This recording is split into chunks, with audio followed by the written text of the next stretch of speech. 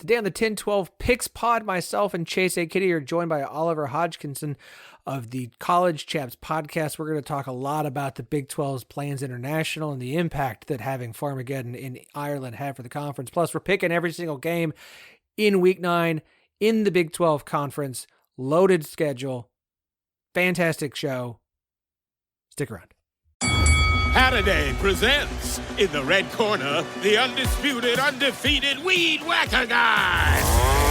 Champion of hurling grass and pollen everywhere. And in the blue corner, the challenger, extra strength, Saturday. Eye drops that work all day to prevent the release of histamines that cause itchy allergy eyes. And the winner by knockout is Saturday.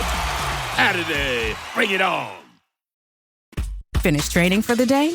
Time to fight post-workout fatigue with Core Power Protein Shakes. They're packed with 26 grams of high-quality protein to build muscle and electrolytes to help hydrate. The nutrition you need to help your body replenish, rebuild, and repair post-workout so you can power on to the next one. Champion your recovery with Core Power. Visit corepower.com to learn more.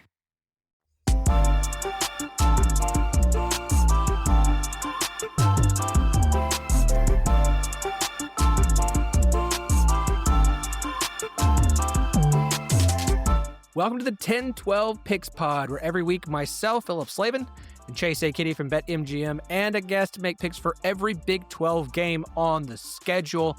This, of course, is Week 9, so we've got a great slate of games to make picks for this week. The 1012 Podcast is the flagship show of the 1012 Network. Find every show on the network at 1012network.com. That's TEN, the number 12, the word network.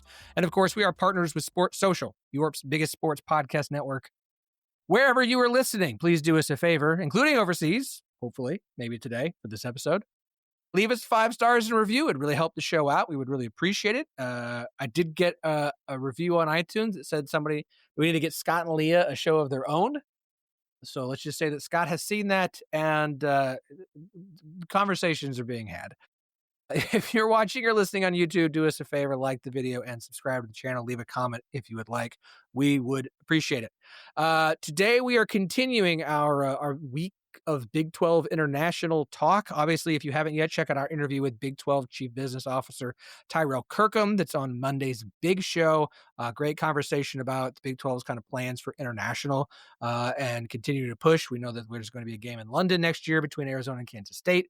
We just had Farmageddon in Ireland this year. TCU will be in the Aer Lingus game next year. And I don't think this is going to be the end of it moving forward, which is why I'm very excited for our guest picker today, Oliver Hodgkinson of the College Chaps podcast, the best European college football podcast there is. Oliver, dude, it is 8 o'clock my time. It is 2 a.m. your time, and you're watching Delaware play college football.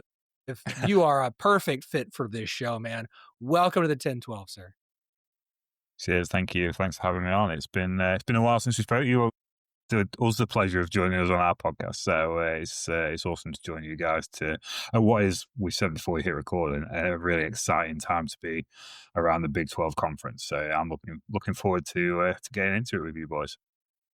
Yeah, we're gonna make picks in a bit, but I mean, to having you on, like you and the guys at your show have been, first off, phenomenal podcast. Listen as often as I can. Have been on your show. It was great. I've had you guys on before. Had a great response when we brought you on just to talk about, educate people on what college football fandom is like overseas. I mean, I don't think that we're all aware of that. There are a lot of fans over there.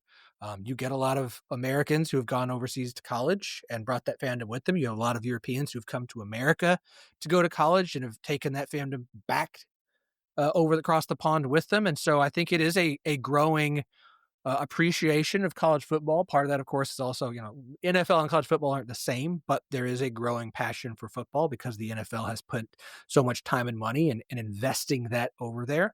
And so now you see the Big 12 saying, look, Big 12 Mexico didn't work. And so we're shifting to where there's already a rabid and engaged fan base that continues to grow.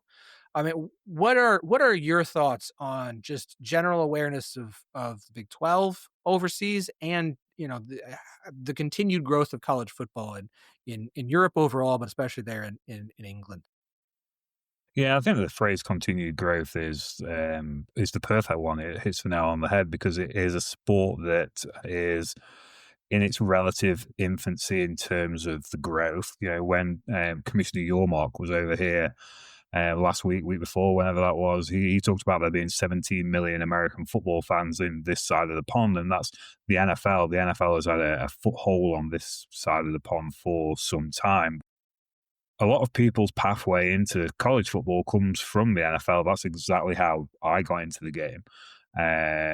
You start wondering where the NFL players come from, and then I saw a Boise State game on New Year's Six and was like blown away by the whole thing. And that's kind of the hook. And I think the Big 12 is certainly hoping to capitalize on that hook. But it's definitely a blossoming market. There's more and more college football fans discovering the game, finding out what makes it so special. You touched on there, the NFL and college football are two very different versions of the same ball game, essentially, and people discovering what makes college football special compared to the professional game. And I think it's hard for people this side of the pond because there's nothing here that you can ordinarily relate to, like talking about a university playing another university and there being 100,000 people there. Like there is nothing on this side of the pond that even like remotely compares. I think that's the great thing, and I think that's the intrigue for people because people want to know why, and that's when you get into the pride, the passion, the pageantry of college football and what makes it so special.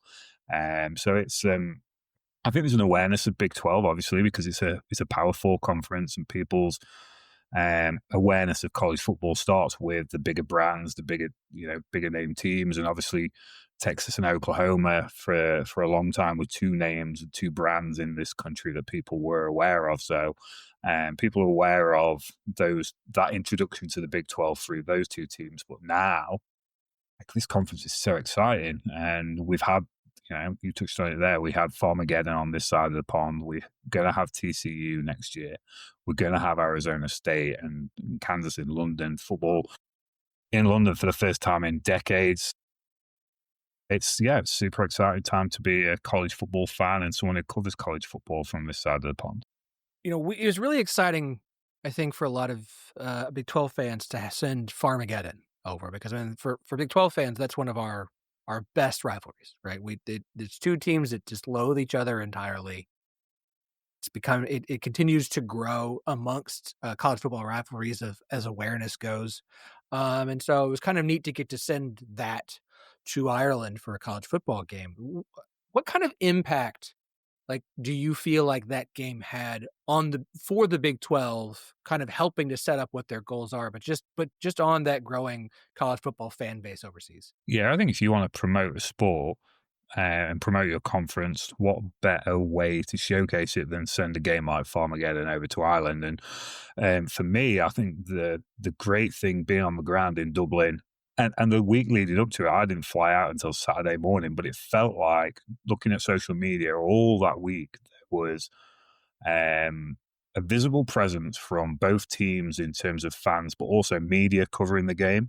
And I think that made like a big boost, certainly from my perspective. You seeing people who were actually coming from Iowa State and, wanting to come over here and cover the game. So there was 24,000 fans came over, which was then met by 23,000 or 22,000 fans from this side of the pond, which again, in terms of marketing the game to a new audience, you've got a good chunk of people there who came to watch what was essentially a fantastic spectacle.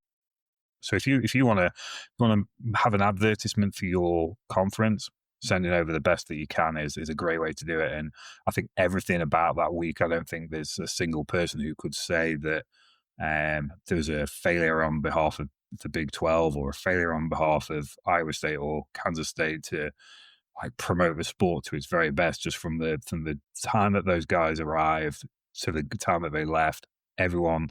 I was at an event in a pub in Dublin Centre, and there was lots of Iowa State and Kansas State fans there. Lots of great banter between those two sets of fans, and just a perfect example again of what makes college football so great, and obviously for the Big 12 conference a great shop window that's then going to expand into next year. Yeah, I can't think of if you were to ask me for the most, Irish Big 12 college football game, I think Farmageddon would kind of fit that, funny enough. So let's talk about the Union Jack Classic, college football in London. We're gonna get Arizona State versus Kansas, not week 0, it will be week 3 of the season, which is a little bit different than, the nice thing about the game in Ireland is week 0, it's the game before the season kicks off, so you get a lot of attention and talk about it anyways because it's one of the first games we get. But still, week 3 of the season, a Big 12 matchup. Arizona State, won the Big 12 last year. Kansas has turned itself around and become a competitive and interesting program. It's got a great reputation from the basketball side. So from a branding standpoint, I think a lot of people already know who Kansas is. I mean, I am excited for this. What are the kind of the vibes over there as far as this game goes? Because it's been I think there was the announcement, but we've been in the season, so there's way more concentration from Big 12 fans right now on what's going on this season than there is looking ahead to a game in London. But from a conference standpoint, from someone like myself who kind of covers the whole conference, like I'm excited, I'm intrigued, I'm very interested to see how this plays out, how those fan bases try to get over to that game, and just the reception overall, and what really, I mean, again, talking to Tyrell Kirkham, feels like the start of an investment in London for the Big 12 conference.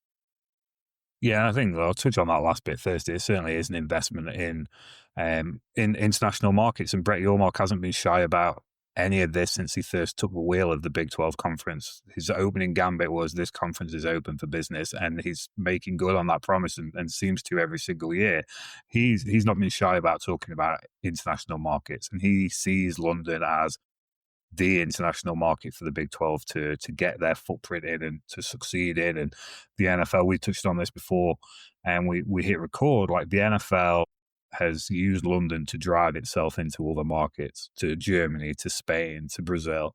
And I think Commissioner Yormark has seen that success and seen that pathway. And I think that's what makes great sense for the Big 12 from multiple standpoint in terms of its global growth.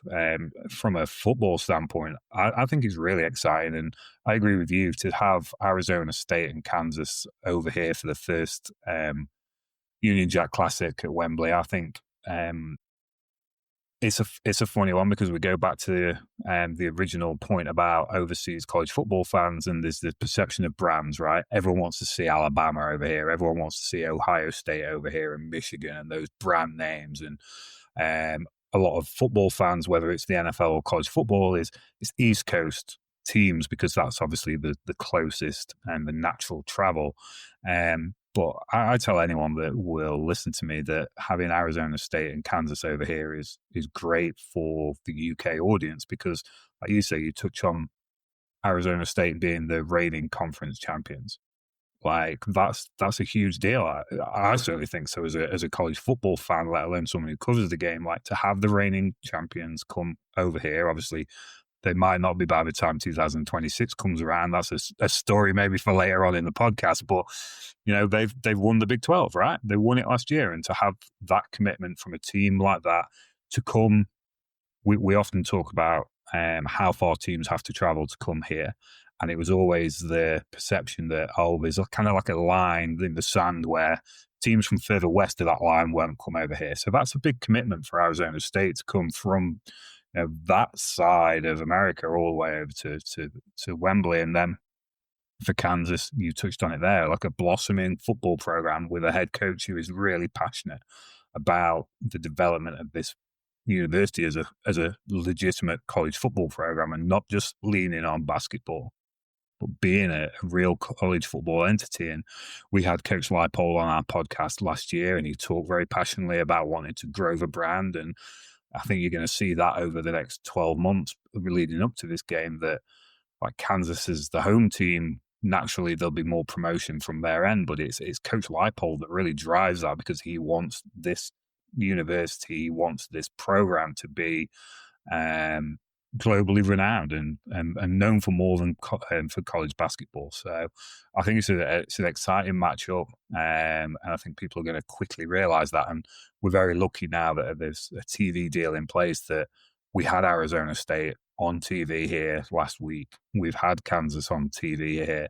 And the more people get exposed to those programs over the rest of this season, I think that's only going to drive excitement for this game moving forward. Yeah, look, your Mark mentioned there were Big 12 basketball media day has been going on this week, and he has said like they want to be able to sell their international media rights, and I think look for the Big 12. We understand that there's a cap here in the U.S. The SEC and the Big 10 are going to eat up a lot. And then the Big 12 and the ACC and everybody else are going to have to pick over what's left.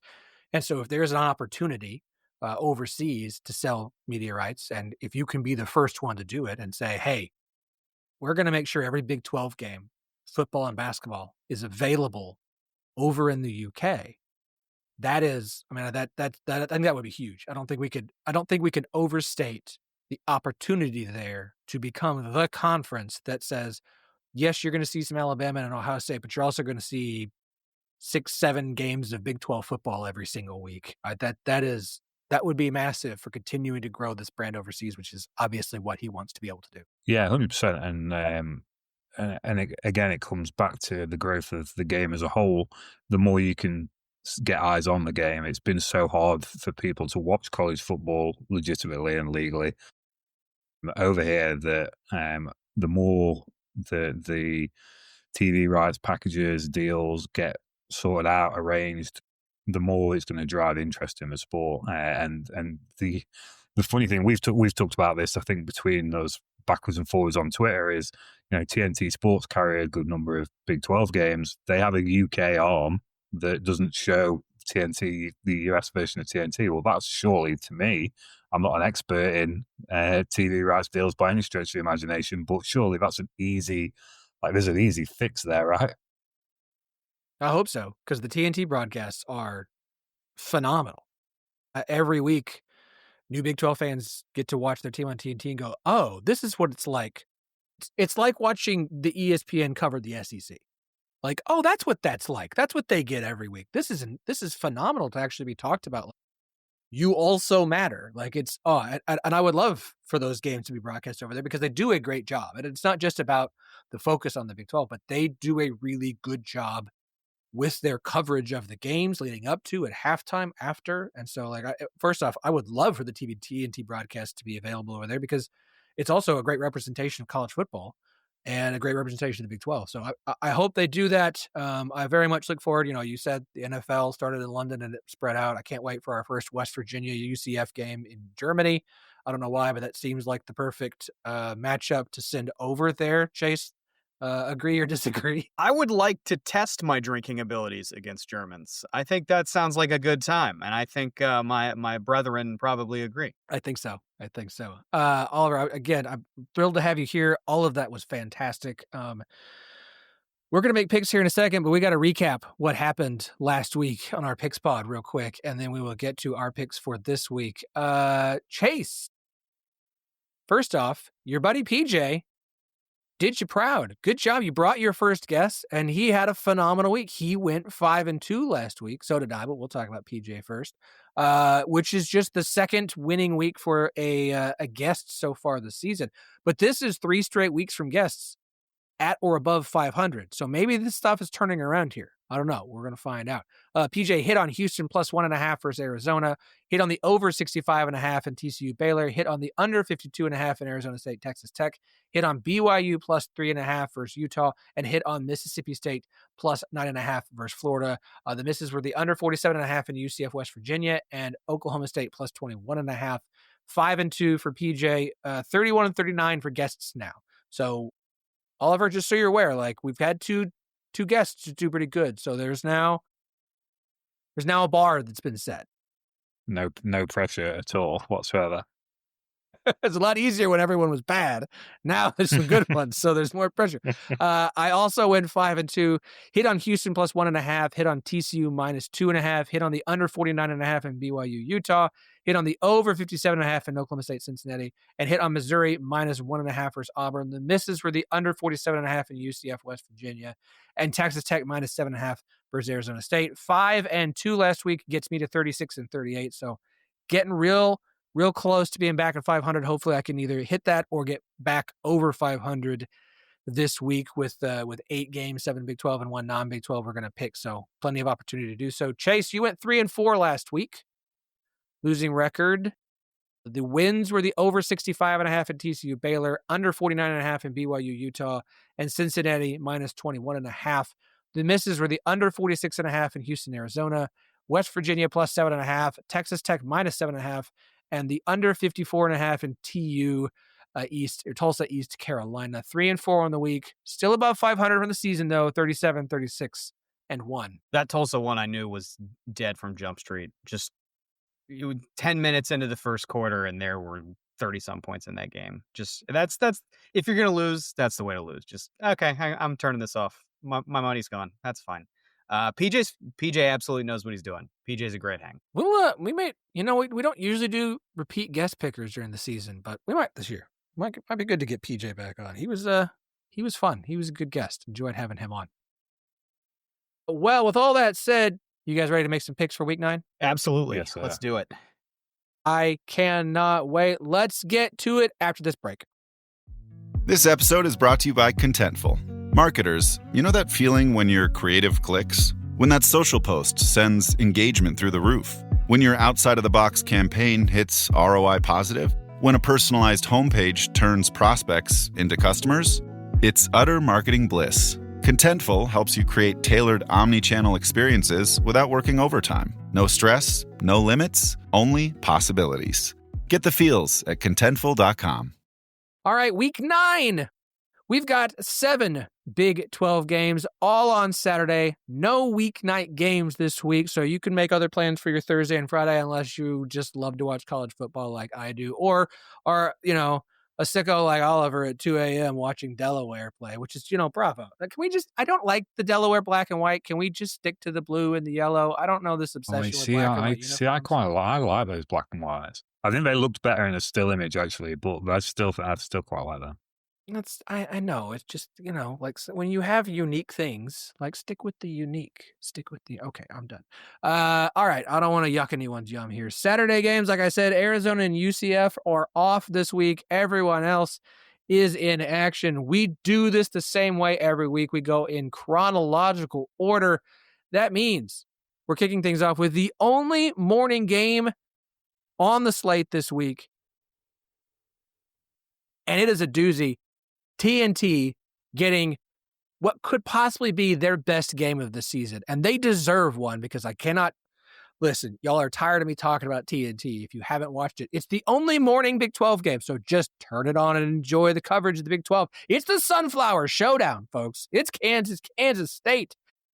18th most played game in Division I history, 8th most played game in FBS football, and the 5th most played game in P4 football.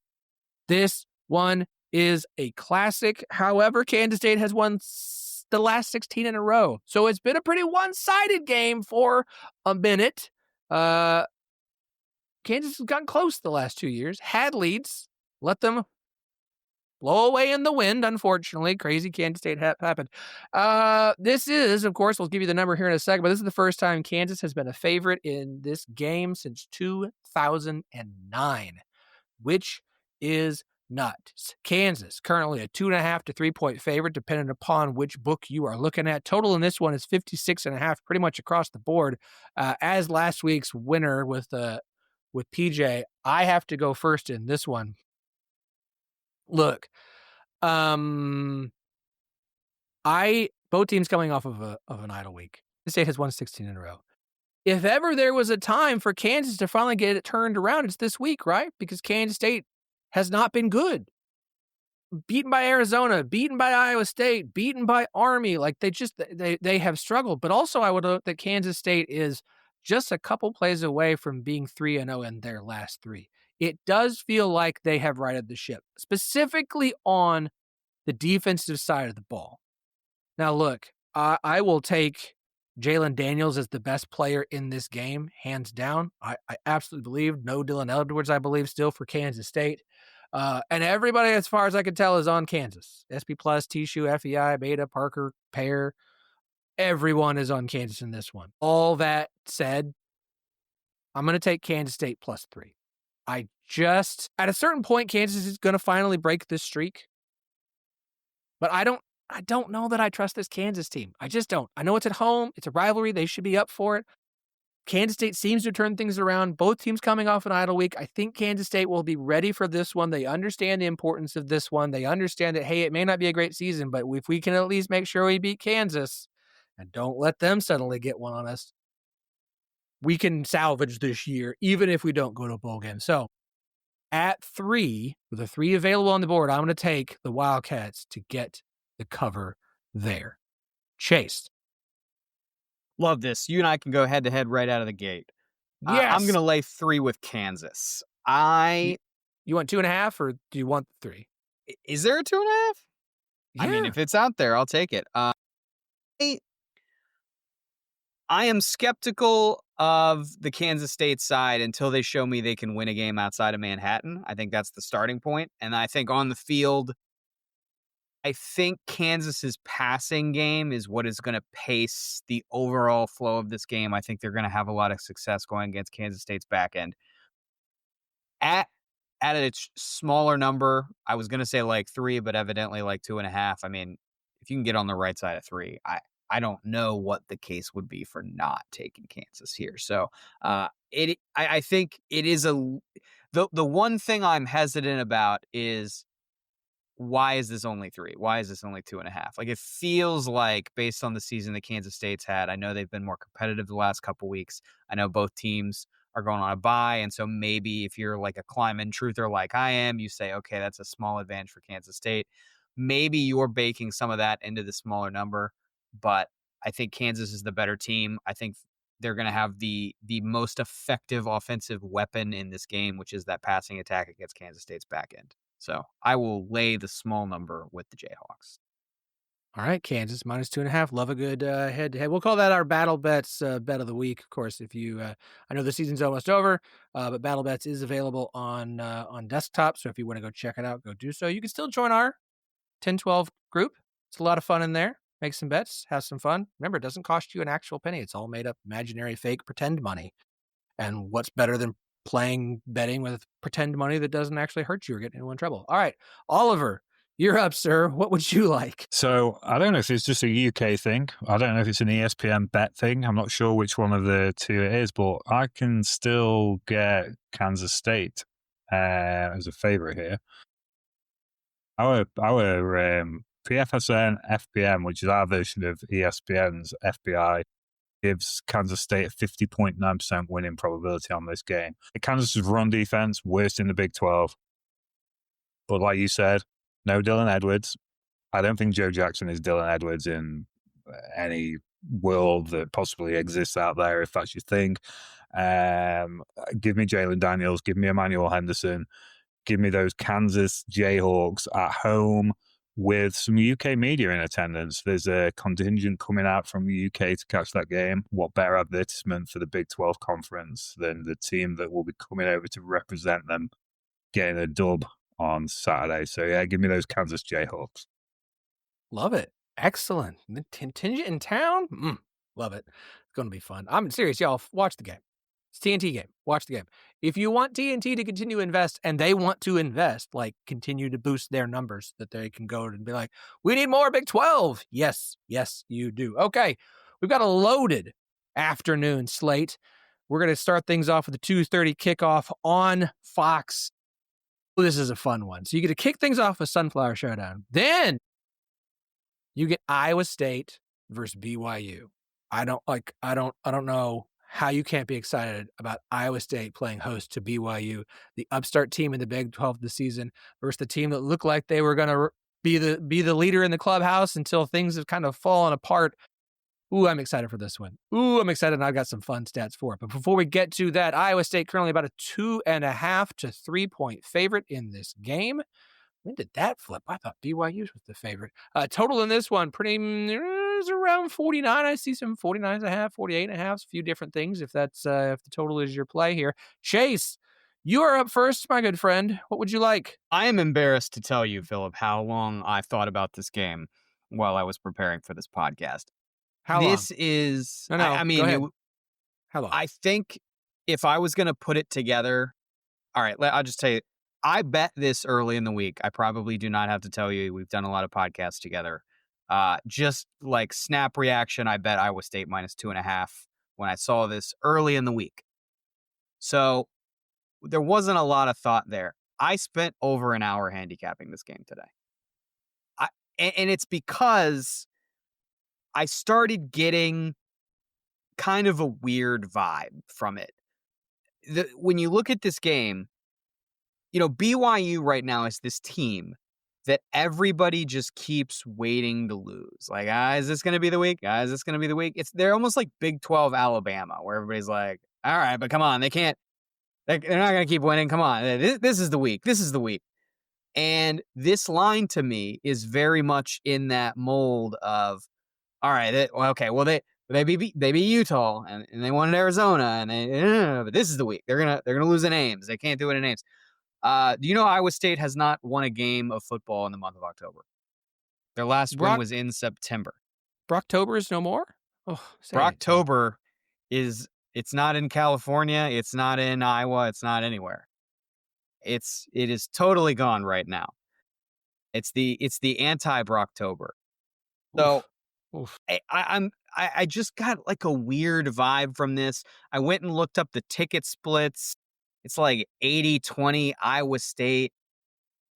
I desperately wanted to not pick Iowa State for our show, even though I am holding an Iowa State ticket in my account right now. So I was trying to make a different totals bets work. At one point I looked at the over, and then I flipped and tried to make kind of a contrarian play on the under.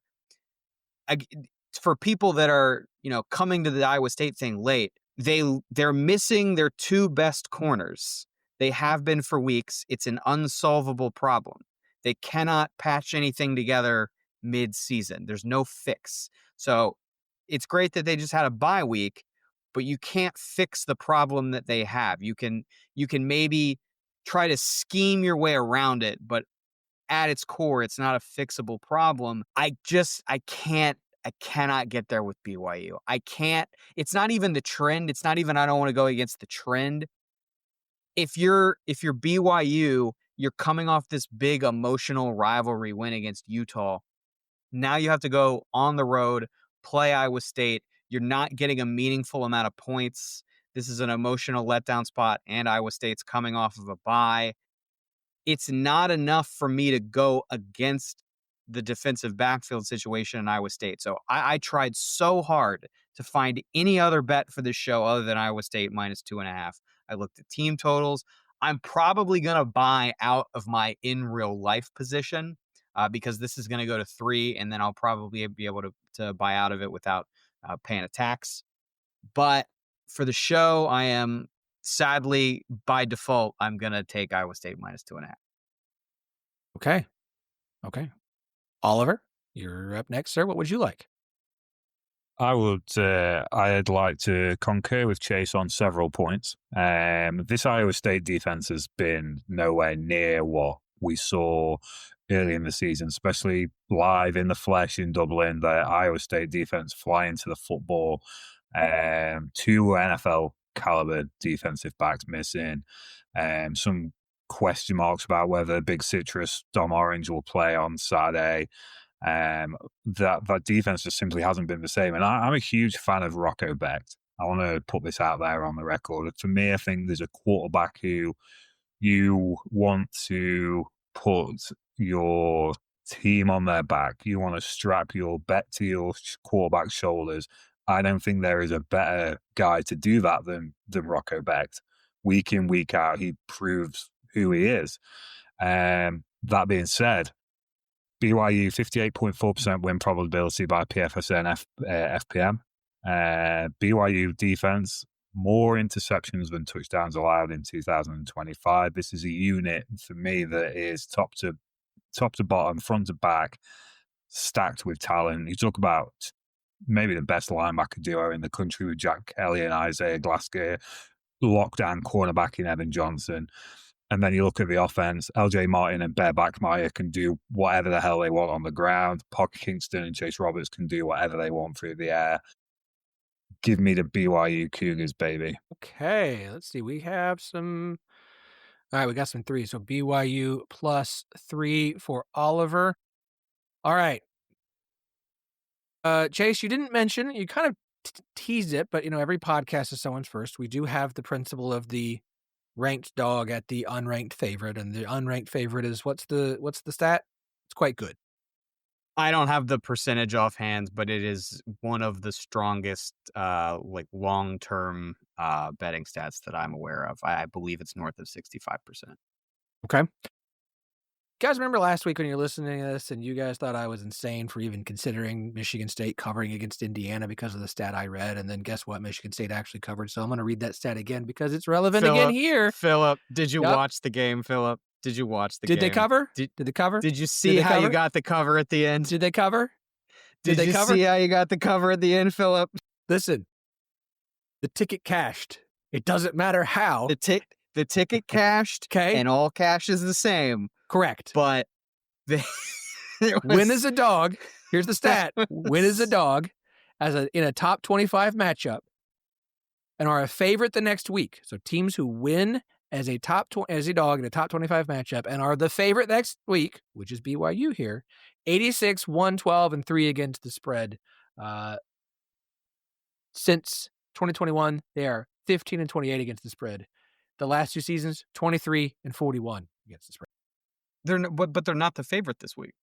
I was going to say, yeah. No, they were. What happened to them again? What happened? I put this in here. It opened Iowa State 2.5. I never saw them as a favorite. Did I look at Circa? And Circa initially opened them on Sunday as a favorite. Yeah, maybe you got like a nut opener, but I never immediately saw put this stat in here. So irritating. But fine. We talk about BYU's record after dark all the time. They're incredible. Before 6 p.m. since 2021, 18 and 18 straight up. Though they are 4-1 since the start of the 2024 season, so that may not be as relevant a stat as the daytime stat. I don't care. I get the whole the vibes are weird. Iowa State's defense.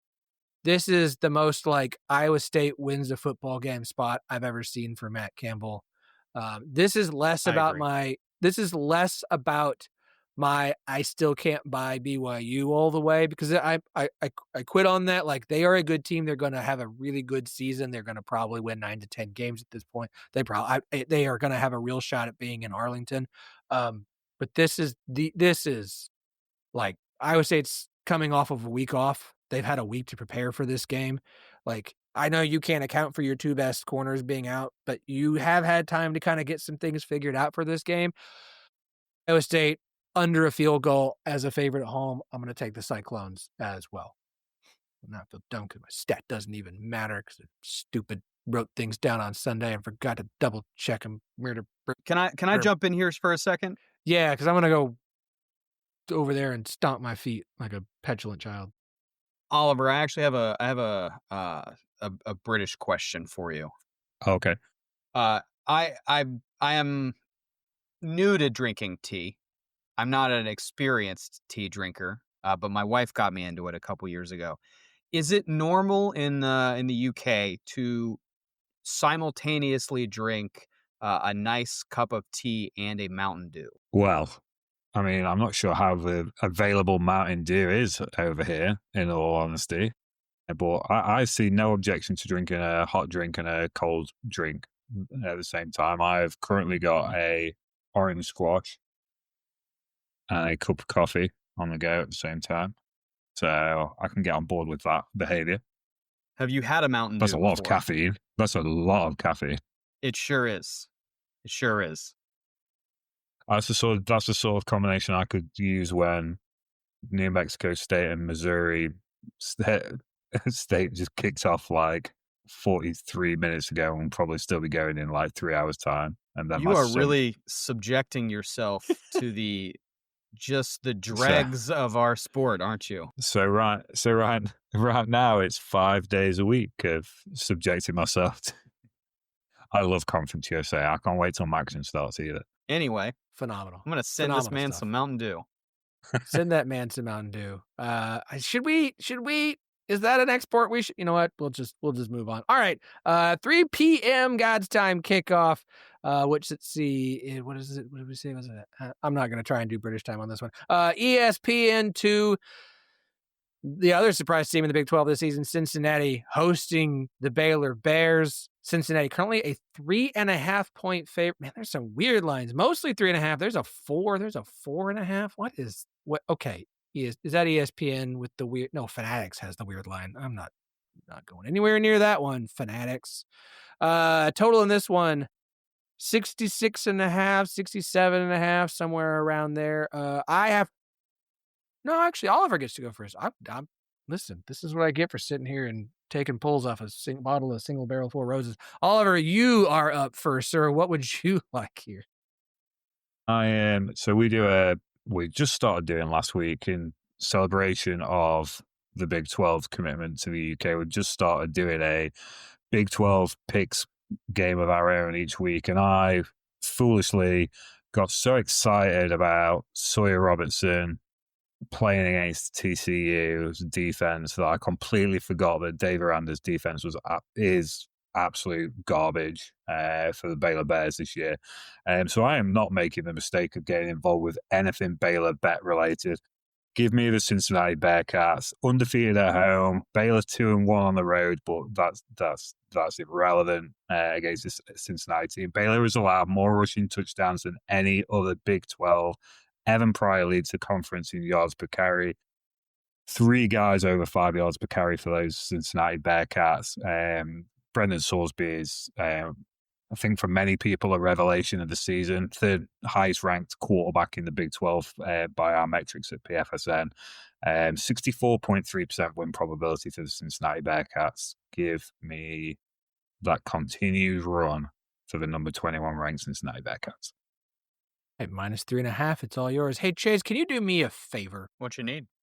What's Cincinnati's? What's the first half line in this one? While you're looking that up, I'll run through. Look, Cincinnati's a consensus pick. They are comfortably a consensus pick to cover this. I mean, the smallest number is FEI with Cincinnati minus 6.2. The most of it's around. I mean, there's the SP Plus has Cincinnati minus 10.9. Beta Cincinnati minus 11.67. Parker's Cincinnati minus 12. Under a touchdown, which is insane, makes me leave Cincinnati. But while Baylor's defense is bad, Dave Aranda has this uncanny ability to make games close late. And sometimes they pull off miraculous upsets. We can think of quite a few. And sometimes it's like last week and they don't. But they seem to be really good. I think it's because of how calm-natured he is to be able to keep his team level and find ways to fight back late in games. And so Cincinnati should win this game handily. That hook, they should, and I should take it. And that's fine. Cincinnati's 100% in the red zone this year, 22 touchdowns and 28 trips. So, they're going to put up points on this Baylor defense. The over is very tempting, but good grief. Even a 66.5 is the lowest one I can find. That still makes me a little bit nervous, even with Baylor's offense chugging along the way it has. Baylor only has 6 sacks this season. Cincinnati has only allowed 2, which is tied for number 1 nationally. Also, interesting stat, I had to go through all the Big 12 schools to pull this. In yards lost, rushing yards lost, so that would be tackle for loss when trying to rush. Cincinnati has only lost 55 yards so far this season. Utah's got 70. Everybody else is over 100 in the Big 12. I've been trying to pull national. I can't find national numbers. I have to imagine that 55 is up there. This is one of the best offensive lines in the country. We've said it all season, and we'll keep saying it. Chase, what's that first half? 2.5 across the board. For those thinking about this as an actual bet, the best number that I can see is actually at our shop at BetMGM, minus 115. Most of the other VIGs are up around minus 1. Cincinnati is 5-1 in first half covers this year. Baylor is 0-6. Dave Aranda all time at Baylor 26-34. Give me Cincinnati first half minus 2.5. for my pick. Chase, I'd say that's one of your better handicaps I've ever heard from you, Phillip, on the first half Cincinnati. That's pretty good. I have both of your bets in the account right now. They are already there. I am a little surprised Cincinnati is as light as they are here. Did a little back channeling with some people I know. Some pros, and their theory, at least the modelers' theory, was there's still too much preseason inside of this number. Meaning, if you go back to the setting we were in August, Baylor was seen as a conference title contender. Cincinnati was seen as a bottom half team. And so, the models are still incorporating too much of that, the starting point of the season, and not enough of the actual meat and potatoes that we've gotten over the last 2 months. Because I think if you focused on that, this number would not be 3.5. I think this number would be probably 6. And so I see a lot of value on the 3.5, which is going to be my bet. I'll be lockstep with Oliver, but I think your 2.5 bet is really strong, Phillip. Okay. Thank you very much. Thank you very much. 2.5 is such a. It's just would it shock me if somehow, because it's 3.5, Baylor found some way to pull some closing seconds cover on that? It would be such a Baylor thing to do. They just find ways to do that kind of absolute ridiculous nonsense. Okay. Moving on down. We got one more afternoon game. I suggest you watch the other two and not worry quite as much about this one unless you're a Texas Tech fan, because that is the Red Raiders coming off their first loss of the season, welcoming the Oklahoma State Cowboys to Lubbock. 3 p.m. God's time kickoff, ESPNU. I would advise covering the children's eyes because this one might be an absolute murder. Yeah. Texas Tech is currently a 38.5, 37.5 point favorite. Total on this one is 56.5. I have to go first in this one. There is a fantastic meme that exists within college football, Big 12 lore, of a Texas Tech fan with his in the stands, arms crossed across the bar of the guardrail, face down, but his hands are up in the Texas Tech pistol thing. Now, we have spent all season trying to figure out who this individual is, and we will not find him. That shot is from, with the score below it, Oklahoma State 66, Texas Tech 6. That's from 2011. This is going to be Texas Tech's revenge for the 2011 game, and it might be worse than that. I know that Baron Morton is questionable for this game. That doesn't matter. Look, Oklahoma State's done some stuff on offense at home. I think the shift to the different offensive coordinator way from Doug Meacham has kind of been an interesting shakeup. It is not going to matter this week. I am going to take the over because I absolutely vehemently cannot pick a team to cover a more than 5 touchdown spread. I just can't do it, even though I think they probably will. But 56.5, yeah. Listen, Texas Tech's going to cover this, and the total is probably going to go over. I'm just going to go with the over because I cannot take a team to cover a more than 5 touchdown spread. I just can't do it. I can't do it. So, over 56.5 for me. Chase. I actually wanted to talk about Oklahoma State with you on Sunday night, Phillip. Didn't you feel like they played their best game of the year last week? Because I thought they looked, I'm not going to say they looked good, but I thought they looked, that game was a lot more competitive than the final score looked if you only looked at the final score. If you look at the game for the first 3 quarters, it was a far more competitive game than people realize. Oklahoma State was bad in high leverage, and Cincinnati the vibes was not. are good in Stillwater because the vibes are fun. Shirtless fans, but banana conga line. Again, Doug Meacham has kind of moved, and I forget the quarterback coach, whose name has completely escaped me, who was a former co-OC at OU, to the OC position. So he's kind of running things. I think he's thrown some wrinkles and stuff in there that has benefited this team. Not sure who the quarterback's going to be this week. And so I do think there has been some incremental improvement. I am coming around on the idea of Kansas at Oklahoma State in 2 weeks, or next week, is one that intrigues me a little bit. But for a road game, Texas Tech coming off that loss they just had, no. At home, I would probably take OSU to cover, even though that's probably also dumb. But in Lubbock, it's going to get ugly, because if you're Texas Tech, you lost on the road to what is now a top 25 team without your starting quarterback by 4, and you dropped 7 spots. Anything you can do for brownie points, you're going to do. There's zero reason for Texas Tech to take their foot off the gas in this one. It isn't a rivalry game, but it's kind of like a rivalry game at heart. Two fan bases kind of don't hate each other, but there's a little bit of like, Texas Tech's just going to kind of have their way. And if the fourth quarter, as bad as that fourth quarter was for Oklahoma State and Stillwater last week, like it's not going to be like I'm not going to put this on for my children because I don't put horror films on for my kids. They're all small. Yeah, I'm not necessarily saying I'm interested in taking the points with Oklahoma State this week. I just thought it seemed like unlike what my team's doing, who I imagine we're going to talk about here in a second, it did seem like there was forward progress for Oklahoma State last week. And so I'm already dialing up, okay, in a week, in 2 weeks, in 3 weeks, they're going to get blasted by Texas Tech. They're going to be at rock bottom in terms of market value. And then there's going to be some nice bets that you can make on Oklahoma State because the market's going to be asleep on them. Anyway, my bet is going to be Oklahoma State team total under 8.5 available at FanDuel right now. Yeah. Oklahoma State looks great, don't they? I bet they'll score less than 8 points. Well, I look forward to them hitting 3 field goals just to screw you. Okay. Oliver, what would you like here, sir? I really like that action because I just don't see how Oklahoma State scores on this Texas Tech defense. And it doesn't matter. It doesn't seem to matter who is on that defensive front. You know, Skylar Gill-Howard gets injured, they plug another guy in.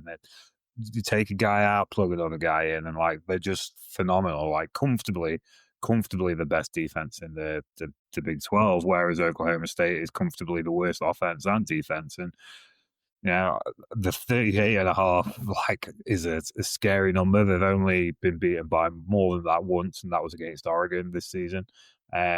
But I'm taking it. I'm going to take it anyway because why the hell not? Because that's the Texas Tech. It's like you said, Texas Tech, right? They need the style points now. What better game to get those style points in the eyes of the College Football Playoff Committee than really like running up a cricket score against LSU on Saturday afternoon. So yeah, give me both of those bets. Give me the under the what was it 8? Give me under 8 and give me all of the covering for Texas Tech as well. 37.5. Having been to a cricket game, I understood that reference. Well, that's excellent. Not a multi-day one, just like a one night, like one versus one. But I did it in Australia, not in England. It was in Australia. So well, it's where the cricket's better, to be fair. Okay. Oh, all right. Oh, I get the good cricket. All right, cool. I don't even like cricket, but I enjoy anything where I get to go and watch sports and eat a meat pie. Speaking of things I enjoy, we're gonna take an ad break real quick. Thursday Night Football is on, and it's only on Prime Video. Let's go record! This week, the Minnesota Vikings head west to face the Los Angeles Chargers. They'll take that all day. Coverage begins at 7 p.m. Eastern with football's best party. TNF Tonight, presented by Verizon. Not a Prime member? Not a problem. Simply sign up for a 30-day free trial. It's the Vikings and the Chargers, Thursday at 7 p.m. Eastern, only on Prime Video. Restrictions apply. See Amazon.com/Amazon Prime for details. All right, we move to the evening slate for the Big 12. Woo! Speaking, you mentioned them. Chase, you mentioned that team of yours. It's a good thing you did. It's like I had to go first on my team. You get to go first on your team. Very exciting. 5 p.m. God's time kickoff. ESPN Plus. West Virginia hosting TCU right now. The Horned Frogs are a 15.5 point road favorite. Total in this one is 55.5. As I mentioned, Chase, you get to go first, sir. It's all yours. What would you like? Hey, you remember when West Virginia beat Pitt? That was fun. God, that was a good day. Feels like a long time ago. At the end of the season, is that one going to look back as one of the most what happened outcomes of the season? Yeah, I mean, it's not quite Georgia State beating Vanderbilt last year, but it's pretty weird. It's pretty weird. I mean, they were a lot healthier at the time, so it's going to be remembered as probably more weird than it was. But the history of the backyard brawl is that it doesn't matter how good or bad the teams are. And we have many, many, many years of of results pointing that out. Anyway, I mentioned that game and the felines who may or may not ingest their own feces because since then, West Virginia has played 4 Big 12 games. In those games, they've allowed 41, 48, 38, and 45 points. Now, that makes it sound like I'm talking poorly about West Virginia's defense, and I am. But part of the problem isn't just like, oh man, this defense isn't very good. It's that the offense is so bad that they get blown off the field and the defense gets thrown right back onto the field and they're put in negative situations and it goes on and on and on and on and on. So again, 41, 48, 38, 45. I came into this game thinking, okay, I want to play either an over or a TCU team total over. And I went to look at the numbers. And of course, TCU's team total is high, but it's not that high. It's 35.5. Let me say one more time. The number of points that West Virginia's opponents have scored in conference play, 41, 48, 38, 45. So they've all gone north of 35.5. Until somebody doesn't, I think this is the way you should go with this West Virginia team. They're a weirdly good over team right now because people know that West Virginia's offense is so broken that the totals are in the mid 40s. And, the opponents are covering that almost by themselves every time. So you're not that bad off if you're looking at just the straight over, but I will take team total over 35.5 for the Horned Frogs. All right. TCU team total over 35.5. Oliver, you're up next, sir. What would you like? Well, I've got a different number, but it means the same thing. So rather than breaking it down individually by game, West Virginia are one of only 3 teams in the Big 12 to have allowed over 200 total points this season. 8.2 yards per attempt allowed to opposing quarterbacks, the 3rd most passing touchdowns allowed in the Big 12 this year. That sounds to me like Josh Hoover music, arguably the most underrated quarterback, I think, in the country. I don't even need to go into a lengthy description of why this is TCU over 15.5, then some in this game. TCU minus 15.5. I will keep this simple. I'll take the over 55. West Virginia, TCU's defense is bad enough that on the road at West Virginia, the Mountaineers will do what they've done the last few times I've tried to take the under in their games and score just enough points to screw me. So I'm not going to let them do that again. I'm just going to take the over in this one because at over 55, let's see if they score. West Virginia scored like 13 points, 10 points, 20-something points against BYU, and then 14 points. If they just score like 10, I think this is going to hit the over. I'll take the over 55 in this one and just move on. Also, at night, 7 p.m. I think this is a better game than maybe it looks like on paper, but I am very intrigued by this one. 7 p.m. God's time, ESPN2. Arizona State off their huge win over Texas Tech, welcoming Houston to town. I am really intrigued by this one. I'm very excited to hear you guys' thoughts on this one as well. At the moment, Arizona State, 6.5, 7, 7.5, all on the board. Total in this one is about 46.5, just about consensus. There's a couple 47.5s. There's a 47 as well, if that's of interest to you. Oliver, you get to go first here, sir, which is perfect because, look, Arizona State coming to the UK next year, so this gets to be your team. You get to pick first. What would you like here? Well, we gave him a team a lot better than ours. Yeah, we did. Listen, it's the guest. We want to butter him up so he wants to come back and say nice things about us, right? So there you go. I have sat on my shelf looking at me 2 Kansas Jayhawks hats that came from the office of Lance Leipold. I cannot claim the Arizona State Sun Devils as my team for 2026. I'm simply not allowed. Okay, fair enough. I can't believe it's fallen that this is the game that I'm going first for because it is the only game where I am not strongly convicted on the outcome. But I have an outcome. I have some small conviction on it. Arizona State, last time I looked, 6.5 on ESPN Bet. Pro Football and Sports Network's football playoff meter has the Arizona State Sun Devils as a 66.3% win probability. The Arizona State Sun Devils are undefeated at home in the 2025 college football season. But have they played any of those games without Jordan Tyson?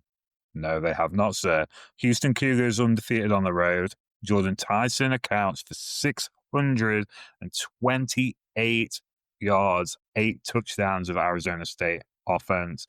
Only one other player for Arizona State has a receiving touchdown this season, and that's just one touchdown. They're going to need to lean on the ground game. They're going to need to lean on Sam Levitt, proving that he is who everyone thinks he is.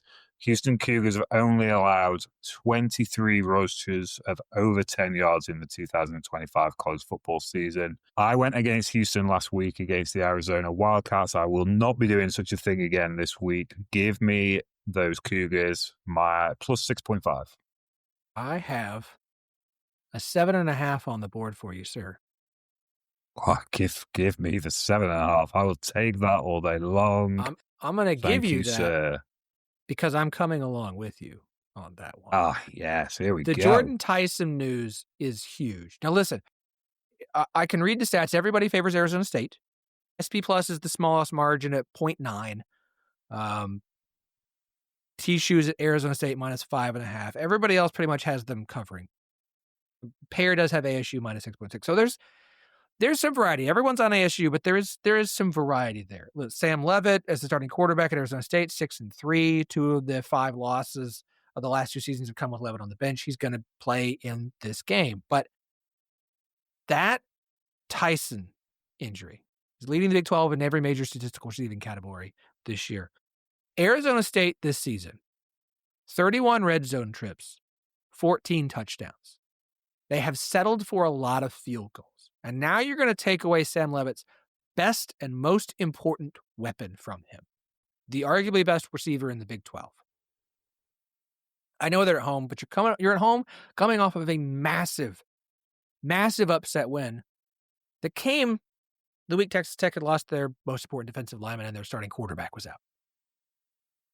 I am also, because of that hook, because there's a 7.5. If it was a 7 or 6.5 only, I don't know that I would want to do that. I'd start looking at the total. But with that hook there, give me Houston. I think this is, I would say that or the under. I'm very tempted on the under. Houston is 2-1 against the spread on the road this season, 5-2 overall so far this season. I think Houston gets this cover. I'm not going to pick them to win, but I think they get this cover. I think if I was going to take a total, I'd take the under. But I feel pretty good about Houston and just the season that they're having. Again, I said Houston controls their destiny. Everyone's like, no, they don't. They lost to Texas Tech. Like, they've lost one game. They went out. Y'all, they're probably, they could be in Arlington. So I don't think they win this game, but I think they can get the cover. Losing Tyson is massive for Arizona State. I think as massive as having Sam Levitt have to sit out a game. So I'm with you, Oliver. Chase? Self-scouting is important in betting. And when I have been going through some of my picks here for the show and reviewing like where the losses come from, one thing I've noticed is I've taken a lot of Houston unders and I've lost a lot of Houston unders. And that's because Houston's 5-1 to the over in games against FBS competition this season. There's an interesting thing happening with Houston where they are kind of shorthanded as, they play good defense. And so their total market is pretty suppressed. And then they have a competent enough offense plus what the other team, provides that they're going over these pretty modest totals. So what do we have this week? Modest total again, 46.5. I have now eyeballed this trend. I am going to guess that it's probably going to go on for a few more weeks. I am going to be on over 46.5 in this game. I like that. I only lean the under because I don't trust Arizona State without Tyson, but your point is entirely valid. Arizona State, meanwhile, is 5-2 to the under this season. So we have an interesting situation of 5-2 to the over versus 5-2 to the under in this game. So it'll be an interesting one to keep an eye on. Okay, last one. And I know Oliver's going to be staying up for this one, which means he's going to have another game where it's like 1 a.m. kicking off. We get some Big 12 after dark. Utah welcoming Colorado, 9:15 p.m. God's time kickoff. So that game, based off when we're recording, would literally be kicking off like 5 minutes from now. Oliver, what time is it where you are right now? Well, it's an interesting thing that you say, because right now it's 3:15 a.m. But on Sunday, the clocks go back, so it'll only be 2:15 a.m. So there we go. Just a relatively early night. It's not the Hawaii test. It's no Hawaii test, let's be honest. Does Hawaii games kick off late enough that you really just go to bed and then you just wake up super early in that case? Hawaii kicks off at 5 a.m. I mean, I'd be okay with London is 11 hours ahead of Hawaii, right? There you go. All right, cool. All right, God's time, 9:15 p.m. kickoff. ESPN, Utah versus Colorado. Two teams that are very familiar with each other from their Pac-12, Pac-10, Pac whatever it is nowadays. Utah, currently a 13.5 point home favorite. Total in this one's about 49.5. I believe I am going first here. You know, Chase, we talked a lot this season about Colorado being better than people think. You got Utah coming off of a really, really tough game, a third straight loss in the Holy War, a second straight loss back-to-back years in the Holy War in Big 12 play. They're coming home. They get a late game against a Colorado team who had last week off. So they've had time to rest themselves and rest their weary bones at this point this season. It makes for a really interesting situation here to me, because on just looking at it, I should be able to say, yeah, Utah should cover a spread of less than 2 touchdowns against Colorado. I'm a little bit nervous about it, because as we've talked about a bit, like, Utah's defense isn't what we expect Utah's defense to be. Not that Colorado's defense is great, but it's been all right, and their offense has been better than I think people kind of expected it to be, and has improved throughout the season. I would lean towards Colorado covering here if this could get to 14 to 14.5. At 13.5, I'm a little bit nervous, but what I do feel kind of interested in here is the total. Talked about differentiating things here. Utah's 4-3 to the over this season. Colorado's 5-2 to the under. We've got a total of about 49.5. There's a 50.5 on the board. That's a beautiful thing. I think I'm actually going to take the under in this game. I get some weird vibes on this one. It's a late game. It's an odd game. At 50.5, I think Utah wins, but I think it's a weird, low-scoring game. I think Colorado might get the cover. I just feel a little bit better about a total in this one. So I'm going to take under 50.5, Utah, Colorado. Chase. I have no lean at all on this game. I had no idea what to do. There's probably 5 games a year where I just, I have no opinion. Good market, no lean. I don't know what to do. So I'm going to lay it with Utah. I don't really know what else to do. I think this could be like Angry Utes spot, maybe. 13.5. Hypothetically, you're getting a good number that's less than 2 touchdowns. But I mean, at that point, once you start to get out past 10, the odds that you're going to get hooked go down pretty substantially number to number. So that matters a little bit. And of course, you always want to find the best number, but going from 13.5 to 14 is not the same thing as going from 5.5 to 6 in the NFL. That's a big deal. So I guess I'll lay it with Utah, but I don't feel good about it at all. Fair enough.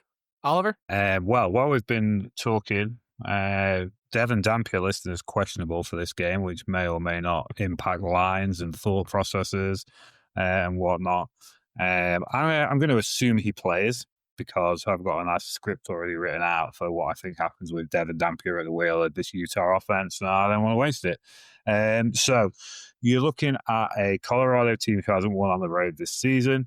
You're looking at the second worst rush defense in the conference. You're looking at no Big 12 team has more rushing touchdowns or yards per game than the Utah Utes. And all that is great as long as Devin Dampier is playing.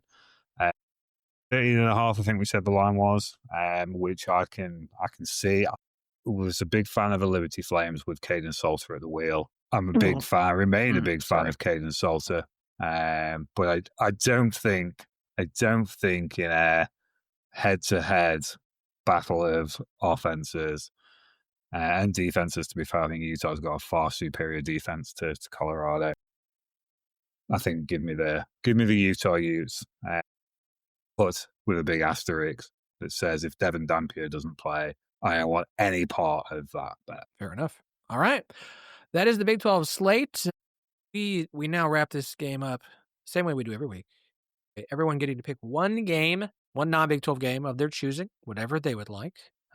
Chase, you are up first, so the board is entirely yours. Yeah, I got a real banger here. I'm gonna break some new ground for the show.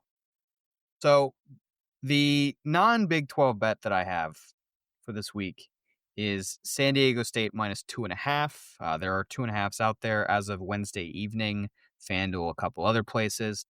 I thought it was interesting that they are playing Fresno this week, and both teams kind of similarly positioned near the top of the Mountain West, but San Diego State is a road favorite. That's interesting. You would think it would be like maybe a pick or Fresno minus 1.5, minus 2, something like that, but just outright road favorite. Dug into the game.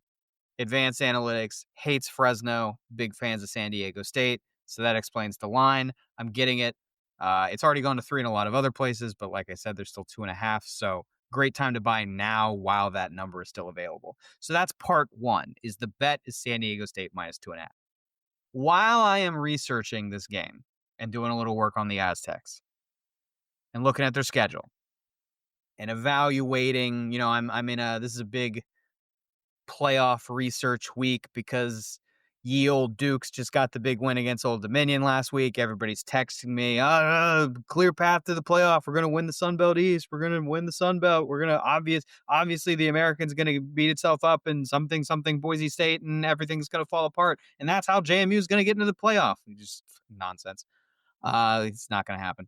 But whatever, that's another conversation. I'm thinking about who's this G5 playoff team going to be, and I'm looking at San Diego State's schedule, and I'm like, dude, they get Boise at home. There's really nobody else there that scares you. Kind of an easy path to the Mountain West Championship game. The American's going to beat itself up. Navy's still undefeated, but something's going to happen to them. They've got a tough schedule. Tulane, South Florida, Memphis quarterback might not play. They just lost to UAB. There's a lot of circular firing squad stuff that could happen in the American. I wonder what San Diego State's playoff price is right now. I took a piece of San Diego State to make the playoff 50-1. So I'm giving out San Diego State minus 2.5, and I'm also giving out, as a great value bet in the futures department, San Diego State 50-1. Okay. Very good. Also, just like, it's not a betting podcast, but like, have you seen that Dodgers World Series price? It's a little light. I don't know what's going on. I laid a game and a half for minus 115. Dodgers minus 1.5 on the series line. Minus 115. Easy bet. They don't win that thing in 6 or fewer. Like, what are we even doing? We can't even beat the Canadians at this point. Come on. This isn't hockey. Well, but the Americans win the... Anyways, Oliver, it's your pick now, sir. I just want to take a second to reflect on what we've just heard, because I loved every single second of it. San Diego State is a team that no one talks about, but everyone should be talking about. Jaden Denegal is one of the best quarterbacks at the G5 level. Jordan Napier, if you've not caught sight of Jordan Napier, wide receiver at San Diego State, he is something else, and that offense is absolutely humming behind Sean Lewis, and the defense is equally as good. They've got one of the best cornerbacks in the country. So yeah, I love every single piece of that San Diego State. And it's also pretty relevant because you talked about the American cannibalizing itself, and give me some of the Memphis Tigers taking down South Florida this weekend. Memphis hasn't lost at home since November the 18th, 2023. Yes, they might have some quarterback problems, but I'm just going to glaze over that because I absolutely love Greg DeRosier the third, or Junior, sorry, not the third, Junior, just Junior. Let's not add an extra line to the lineage. It's the sort of game that, as you rightly said, Chase, the sort of game where the American really does have the potential to start tripping themselves up. And there's just a little bit of something in me that thinks Memphis coming off that UAB, humbled, embarrassed, whatever word you want to use there, to describe what happened to Memphis at the hands of them. How the mighty have fallen Blazers. I like it, and I think I'm not sure what line of it is on that game. I didn't actually look at the line before I came on. I think it was 4.5, and I believe it moved to 5.5 on the Brendan Lewis news. Yeah, Last I saw. Give me some of that. Give me some of that action. I don't have any 5.5s. I do have some 5s, so I can get you a 5. I'll take Unless 5. you guys see a 5.5, because I just don't have. I would go with what's in front of you. Yeah, it might have been like a fleeting 5.5, or I might have not even seen that at all. Give me Memphis Tigers +5, please. I love that one that was on my board.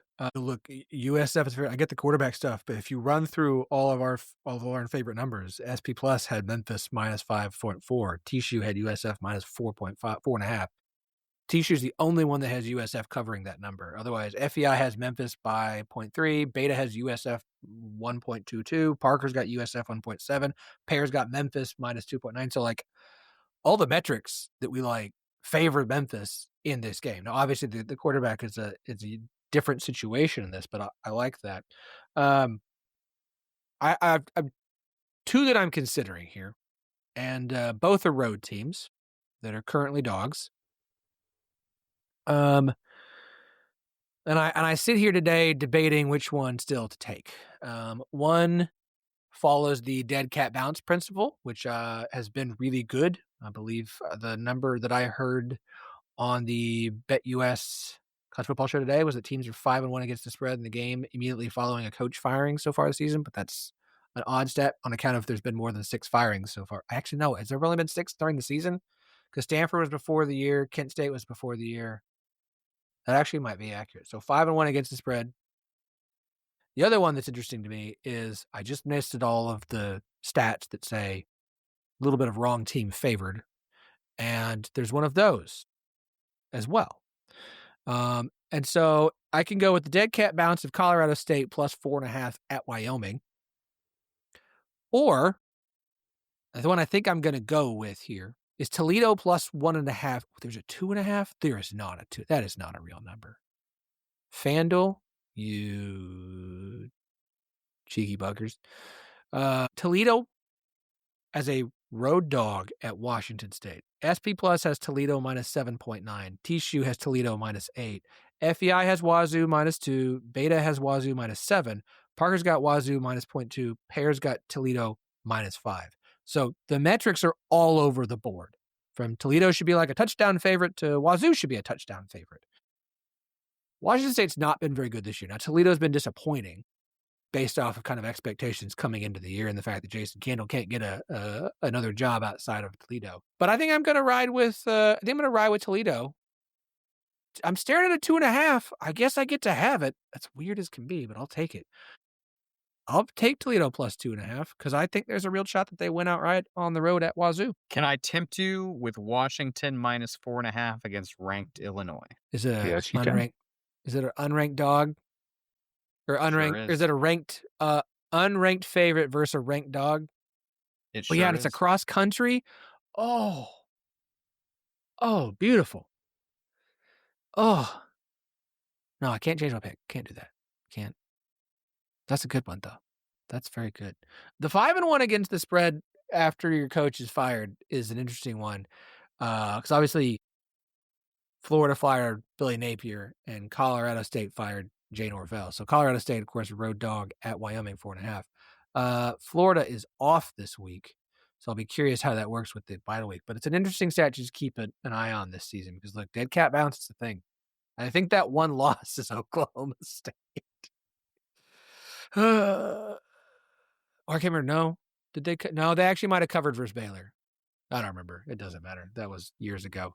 The NBA season is tipped off, and my Thunder defeated Kevin Durant and raised the banner in front of him, and it's the most glorious of feelings. I had Rockets 6.5 though. Minus or Cash is plus? cash. Hey, Plus. money's money. Money's money. I get the win. You get the win. We all get the win. We're all glorious for it. Oliver, man, seriously, you have been fantastic. It is always a pleasure to get you on the show. I know that you were already up, but still hopping on at your time is phenomenal, and you did a great job. So let's just props to you for it being 3:00 in the morning and you hopping on and being a pro. So do me a favor, remind everybody where they can listen to you and your co-hosts do a great job covering college football across the pond. Thank you very much. Absolute pleasure. So you can find the podcast at College Chats on most social media and YouTube. Now we've have upgraded to putting our faces to our voices, which, I mean, we say upgraded, and not everyone would probably agree with that, but you can watch us as well as listen to us now. You can find me personally at Hodgkinson Sport. I did have a social media account that was pretty thriving, which got taken away from me by Twitter, which was nice. So I now have a modest 400 follower social media account. So any additional members to that would be well appreciated. And you can find written work at profootballnetwork.com. Again, Oliver, appreciate it, especially as the Big 12 continues to grow their plans overseas. I have a feeling we're just going to have you on that much more, and thrilled to do so. So again, thanks for being our guest picker this week. You were phenomenal. Everybody enjoy the games this weekend. We'll be back to recap all the action. I'd tell you who's going to be on the show, but I don't know yet, because if I did, I wouldn't tell you, because then they wouldn't show up. So y'all, have a good weekend.